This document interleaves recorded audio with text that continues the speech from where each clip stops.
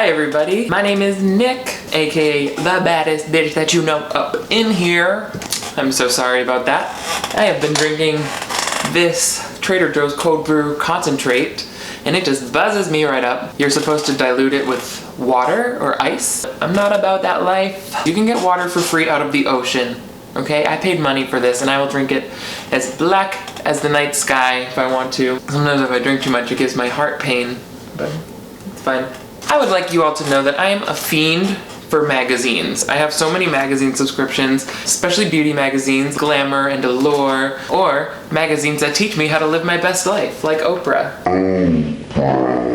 Thank you, Oprah, for telling me what to do. The reason I love magazines is because they are ridiculous. They give you impractical advice that is just intended to sell products that you don't need. So today, I'm going to take you through my favorite parts of the May issue of 17 magazine. Yes, I'm a subscriber to 17 magazine, and no, I'm not a 17-year-old girl. But you know what? If you look at like the categories, it's really intended for women like 14 to 22. And I'm only a man who's 25. So if you were to put that on a chart, I'm not terribly far away from their target demographic. I don't know why I have to explain myself to you. Anyway, you're the one who's watching this video, so. It's August right now, so obviously this May issue is from a few months back. Budgeting time is not my best skill. I'm basically flawless in every other way, but you know, I haven't gotten to this until now, but it doesn't mean it's not going to be fun. As you can see, I have post-its marking my favorite parts that we're going to talk about. The cover star for this issue, as you can see, was Meghan Trainor. She's sort of a polarizing celebrity, don't you think? It seems like a lot of people really hate her. I guess it's not that polarizing. No, I'm kidding. There are people who like her too. I'm pretty sure I read somewhere that she, you know, writes lyrics for other musicians like Britney Spears or whatever. I read that somewhere, but definitely not in this interview because she, regardless of what you think of her talent, does not give a good interview here. She sounds like a moron. There are some good quotes that we have to look at there. On the opposite side, we have First Lady Michelle Obama, who I have nothing bad to say about. And if you do have something bad to say about her, put that in the comment section below because I will read it and I will get back to you. I'm not going to be throwing any shade her way. But, you know, Meghan Trainor, just wait.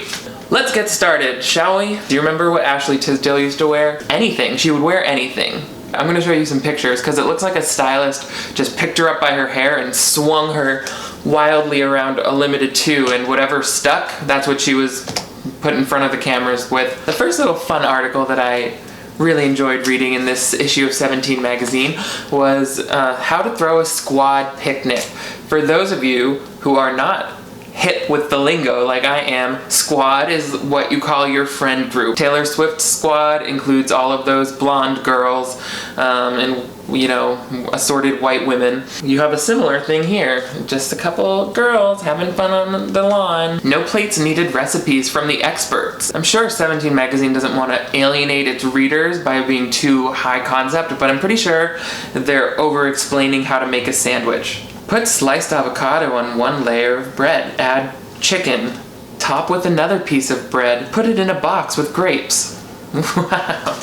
Don't get too gourmet on me now, 17 magazine. I'm only one human being, and you expect me to assemble a sandwich and box it up? I'm just a 17-year-old girl. I have finals. The food is ridiculous. They want you to make a salad. Whatever. Eat donut holes. Fun. The real reason you're having a squad picnic, according to this, is to get a great us-e, which is a selfie of a group of people. So you're just doing this for the pictures, let's be real. Nobody goes on a picnic anymore with all of their friends for any reason other to post it to social media. I'm including myself in that. You know, obviously I'm making a YouTube video, so I put more effort into shooting this today than I have my actual job. So don't think that I'm getting all high and mighty here about kids these days and their phones. Anyway, it gives some tips on how to take a good group photo. Number 1, pick your props. Sure, getting your beautiful faces in the pic is the primary concern, but include some accessories from your squad date to take it to the next excuse me. It's as simple as holding up a drink, a favor, or a snack to get the scene. Alright, hold up props in your picture. That is pretty good advice. Okay, everybody, get in the picture. And hold up your prop so that we can set the scene. I chose Windex. Now that we've been fed on our squad picnic, the next article that I loved was how to talk to anyone. Break the ice with a crush, a new friend, or your boss with these no-fail starters. Here's what I think are the best tips for how to talk to anyone. Number 3, find common ground. Point out something based on your surroundings that you can both talk about. It smells like eggs in here. Do you want to talk about that? 6, know the news. Headlines affect everyone, so bringing up the last trending topic you saw can break open a free-flowing convo. Hi, nice to meet you. Have you ever been thrown off a plane for being Muslim? Number 9, pay a compliment. It's cool how you just don't even seem to care what you look like. I think I nailed that. I feel pretty confident that I can talk to anybody. Even you, baby. Ooh. Okay, this article I actually really liked. It was called Keeping in Touch, and it's about how to stay in touch with your besties and with your family during your freshman year at college. That's a stressful transition for anybody. So I think it's nice that they're offering this to their readers, but I'm still gonna make fun of it because I'm a bitch. The best piece of advice that I saw in this is pick an SOS emoji. It's talking about how you might have a group text going with your friends when you're away from them for the first year at college. If no one responds right away, it's easy to have that angry, frustrated, annoyed feeling. That was one word, by the way. That was one word. Choose an emoji, something that you rarely use that will signal the need to talk like now. Consider it your squad's secret code. Obviously, I would choose the gray moon face emoji because he's always making this hilarious face that just works perfectly for any awkward situation.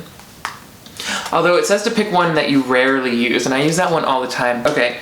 Let's pick an SOS emoji. The flag of Finland.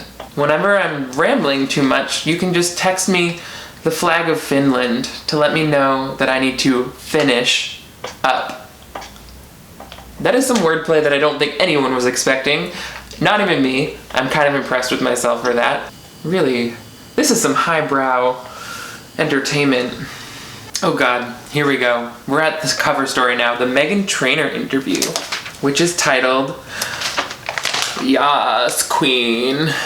And then there's a picture of her screaming in my face. Listen, like I said, this is separate from what you feel about her music. I'm just telling you empirically, this interview makes her sound like she barely has a command of the English language. And that's coming from somebody who once accidentally said a word backwards on a date. This is in New York. I had paid for a Match.com account and everything, and I was out with this guy, and I said the word spoon backwards. That's right. I said noops. And even I don't know what the hell Meghan Trainor is trying to say in most of this article. For instance, she's talking about how during this photo shoot, it was the first time she showed her arms, because she's always been self-conscious of her arms. Who isn't, though? I have weird arms, too. Like, there's so much real estate there. They're weird. Get over it. So, the question was, what else was different about this shoot for you? And she says, I used to wear corsets for photo shoots. They gave me one for the base video, and I said, isn't the whole point about this, not doing this? They had to quote her saying, Isn't the whole point about this, not doing this?